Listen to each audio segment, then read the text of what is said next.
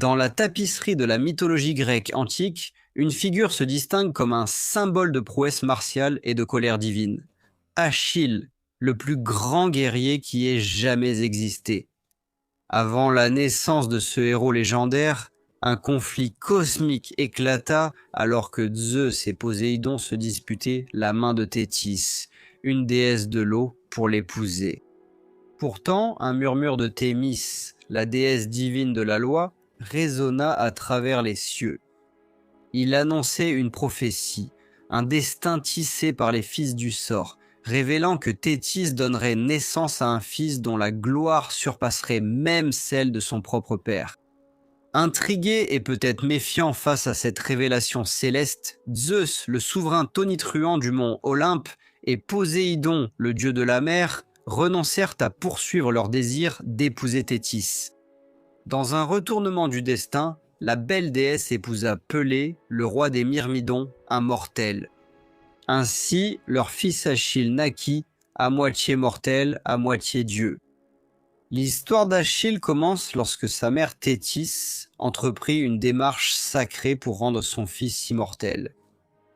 Avec une intention délicate, elle plongea le jeune Achille dans les eaux sacrées du fleuve Styx, qui coule vers les enfers, là où l'essence de l'immortalité semblait subsister. Pourtant, dans la grande orchestration du destin, un rebondissement survint. L'acte même, destiné à conférer une invincibilité éternelle, révéla une faiblesse.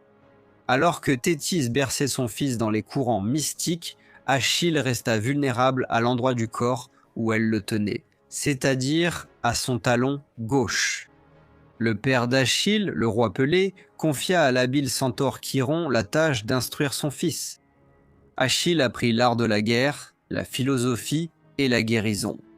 Il allait bientôt passer d'un apprenti enthousiaste à un guerrier redoutable, sa maîtrise grandissant à chaque leçon. Les conseils du centaure jouèrent un rôle déterminant dans le façonnement du destin du jeune héros. Achille a également grandi avec un compagnon nommé Patrocle. Achille enseignait à Patrocle ce que lui-même avait appris de Chiron, et tous deux étaient frères, non par le sang, mais par le lien. Dans plusieurs récits, Achille était décrit comme ayant une large poitrine, une belle bouche et des bras et des jambes puissamment formés. Sa tête était couverte de longs cheveux blonds, et bien que doux dans ses manières, il était très féroce au combat. À mesure qu'Achille grandissait, une prophétie inquiétante allait jeter une ombre sur son parcours. Sa mère, Thétis, une déesse d'une grâce éthérée, transmet à son fils les fils délicats du destin, lui offrant un choix. Achille doit choisir entre une vie longue et sans histoire, où son nom sera finalement oublié et disparaîtra de toute mémoire vivante, ou une vie courte et glorieuse, où son nom serait immortalisé. Achille, brillant, insatiable, et l'un des plus grands guerriers que l'on ait jamais vu, choisit la gloire et décida de participer à la guerre de Troie. Au fil des années, Agamemnon, le roi de Mycène, deviendrait l'homme le plus puissant de Grèce en étendant sa domination. Hélène de Sparte, la plus belle femme du monde, était mariée à Ménélas, le roi de Sparte et frère d'Agamemnon. Paris, un prince troyen, vint à Sparte pour réclamer Hélène sous le prétexte d'une prétendue mission diplomatique. Paris allait piller la maison de Ménélas afin de lui voler Hélène. Cependant, selon certains récits, elle tomba amoureuse de Paris et partit de son plein gré. L'expédition des Spartiates pour récupérer Hélène auprès de Paris à Troie constitue la base mythologique de la guerre de Troie. Ménélas et son frère Agamemnon rassemblèrent une flotte de 1000 navires et partirent pour Troie afin d'assurer le retour d'Hélène. Comme les Troyens refusèrent, Hélène devint Hélène de Troie, fournissant ainsi un prétexte à la guerre. Avec l'appel aux armes résonnant à travers la Grèce, Achille, désormais un symbole de puissance martiale, répond à l'appel pour prendre part à la guerre de Troie. L'image montre le rassemblement des héros, chacun avec ses compétences et ses histoires uniques, alors qu'ils prennent la mer pour accomplir leur destinée sur le champ de bataille de Troie. Sur les rivages de Troie, la rage divine d'Achille éclate alors qu'il conquiert 11 villes et 12 îles appartenant à Troie. Les légendes racontent qu'il a tué des rois et des demi-dieux lors d'affrontements épiques qui résonneraient à travers les siècles. Le siège de Troie dura 9 longues années. Cette partie de la guerre est la moins développée parmi les sources qui nous sont parvenues, lesquelles relatent les événements de la dernière année du conflit.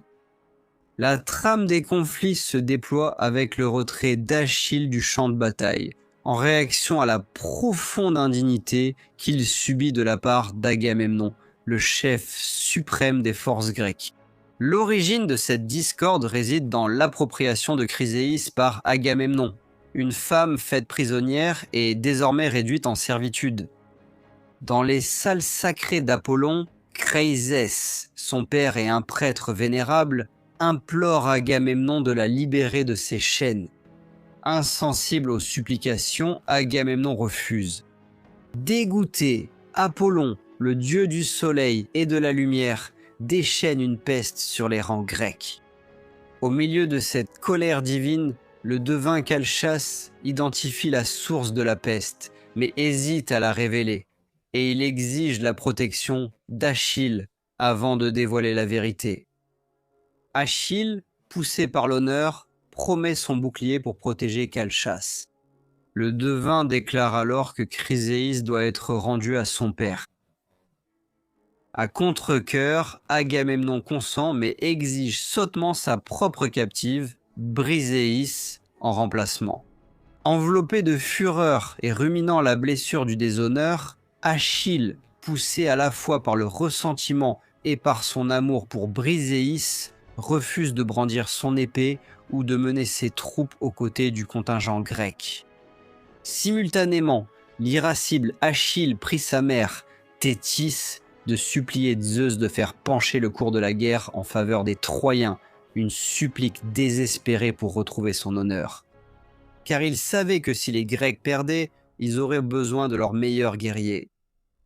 Alors que le cours de la bataille tourne en défaveur des Grecs, sous l'influence de Zeus, Nestor, le roi de Pylos, déclare que les Troyens sont en train de gagner, parce qu'Agamemnon a mis Achille en colère et il exhorte le roi à apaiser le guerrier. Dans le but d'apaiser le guerrier en colère, Agamemnon envoie des émissaires qu'Achille respecte, comme Ulysse, le roi d'Ithaque, et Ajax, un guerrier imposant de grande renommée et de courage. Ils promettent que, si Achille retourne au combat, Agamemnon rendra la captive Briséis ainsi que d'autres présents. Pourtant, Achille, résolu et inflexible, refuse et exhorte ses compatriotes à prendre la mer pour rentrer chez eux. Alors que la horde troyenne, commandée par le vaillant prince troyen Hector, se lance à l'assaut, la force repousse l'armée grecque vers les plages et attaque les navires grecs. L'écho des tambours de guerre résonne le long des plages, se mêlant au fracas du bronze et aux cris angoissés des hommes. Au milieu de cette calamité imminente, Patrocle, portant l'armure d'Achille et menant les indomptables Myrmidons, s'avance dans la mêlée, l'armure du grand héros ornant sa silhouette, tandis qu'Achille demeure reclus dans son camp.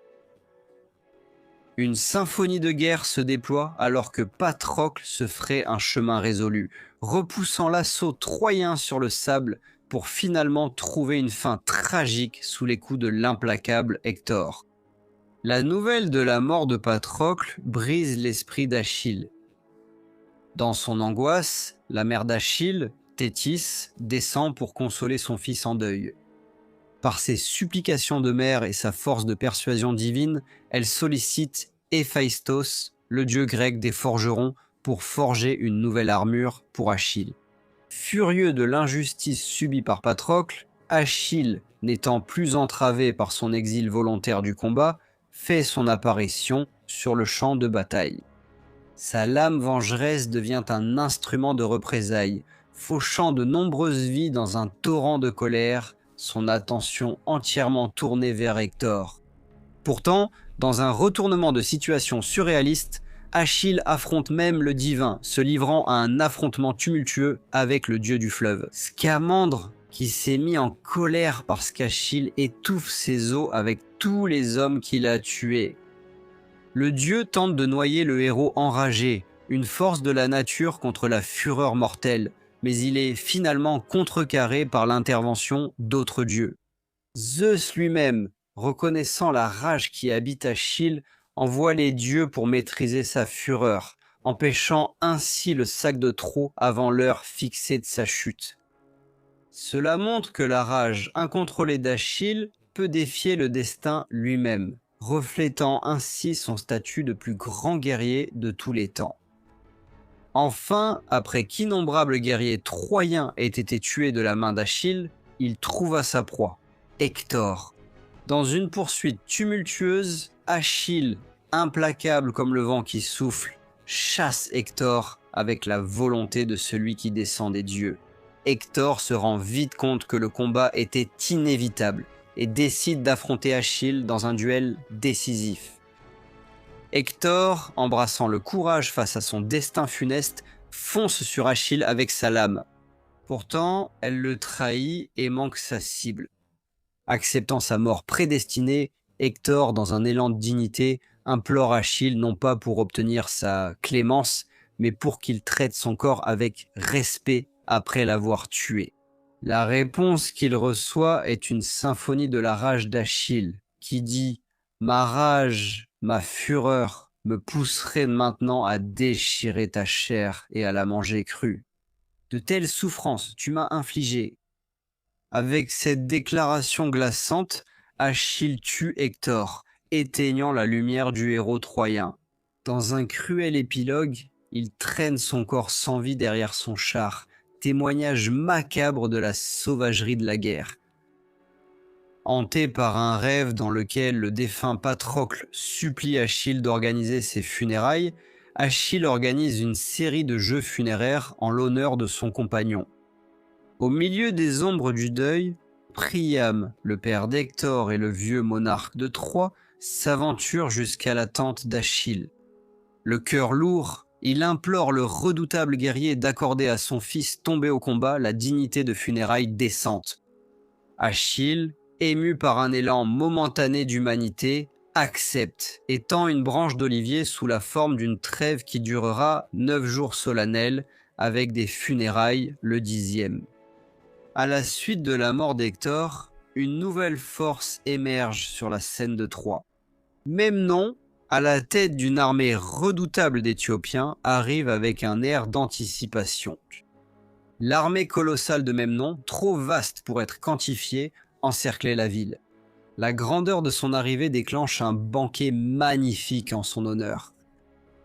Memnon et Priam, en tant que dirigeants coutumiers de leur royaume, concluent la soirée en échangeant des récits de vaillance et de conquête. Memnon, dans son humilité, transmet la sagesse que la véritable mesure de sa force se trouve sur le champ de bataille, mettant en garde contre toute vantardise excessive dans la sainteté de la salle du banquet. Malgré la déclaration de Priam selon laquelle Memnon pourrait être le salut de Troie, le roi éthiopien reste modeste, reconnaissant que l'épreuve de sa valeur l'attend encore dans le creuset de la guerre. À la veille de l'affrontement imminent, la faveur divine accordée à Memnon atteint des sommets sans précédent. Zeus, le maître des cieux, orchestre un décret extraordinaire liant tout le panthéon olympien dans une alliance sacrée. Tous les dieux jurent de ne pas intervenir, permettant à Achille et Memnon d'être les maîtres de leur propre destin. Memnon, incarnant le noble guerrier attaché à ses valeurs, fait une rencontre fatidique avec Anticolus, le vaillant fils de Nestor.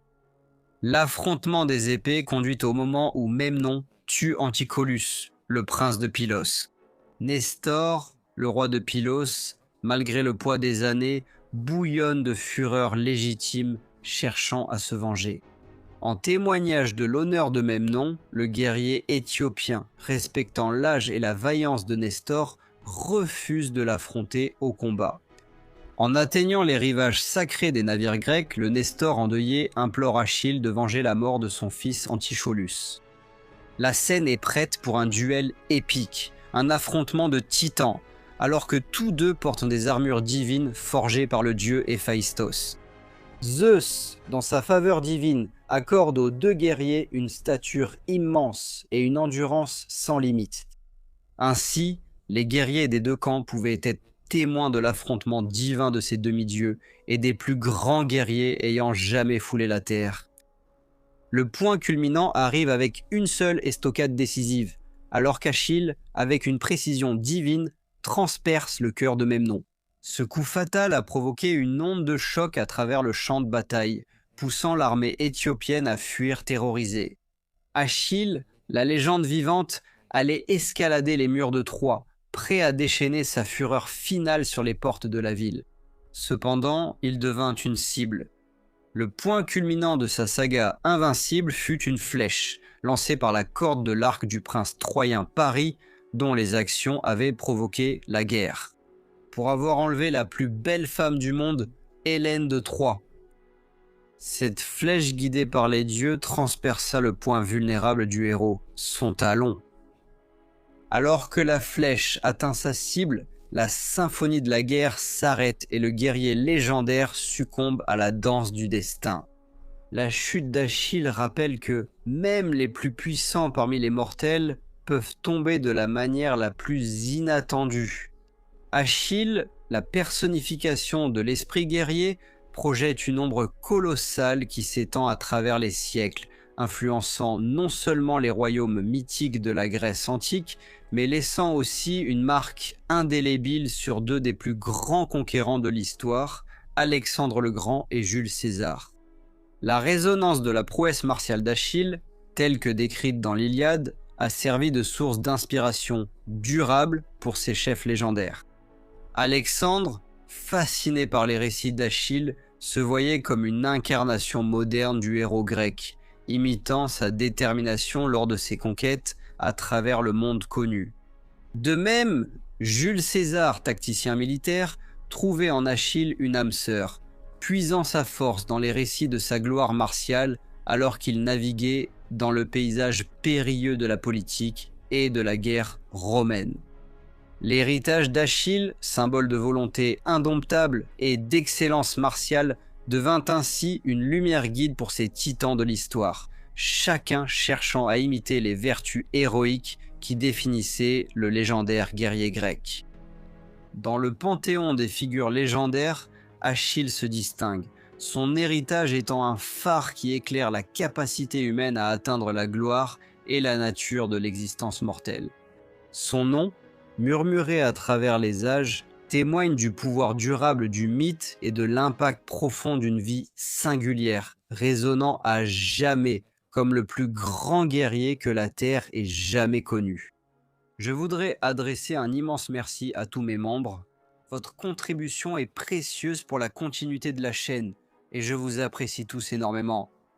Un remerciement spécial à John Seitz et Stéphanie Hasson. J'espère que la vidéo vous a plu. Si oui, likez, abonnez-vous, partagez et à très bientôt pour un nouvel épisode de History Profiles.